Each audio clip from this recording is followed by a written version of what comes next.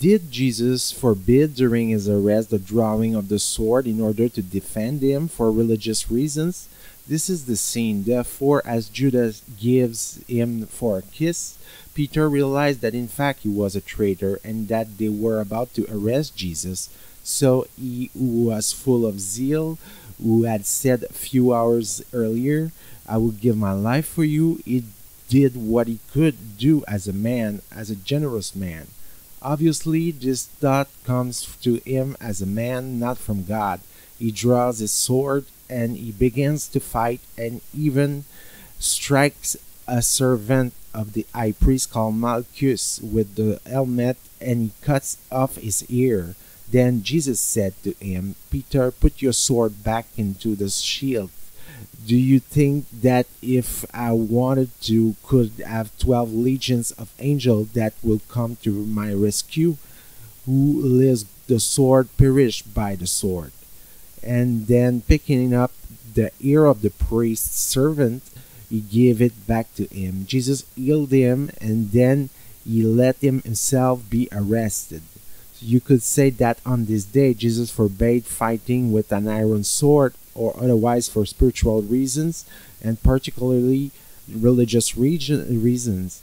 And this is coherent as one fights against the idea by avoiding an argument.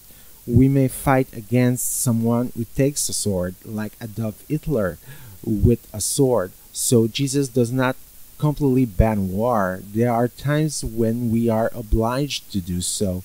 And if we do not do so on occasions, we will be guilty of not having someone in possible danger, but maybe not for spiritual reasons. The sword, the idea equals a response to another idea that may help rectify things. The force of truth is not in an aggressive tone, it's not needed.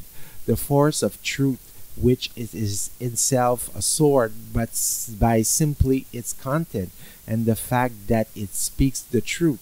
No need, therefore, to repeat it 10 times. If it is a truth, it shall gradually impose itself in the opposing mind.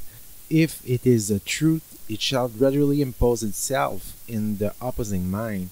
If this is expressed aggressively, the fact that he desires to be correct is that the sword shall be less effective. It is by means of the sword, the word of truth, that Jesus is preparing to defend or to combat in the face of the trials that are to follow: the trial before the Pharisees, the trial before Herod, and finally the trial before Pilate.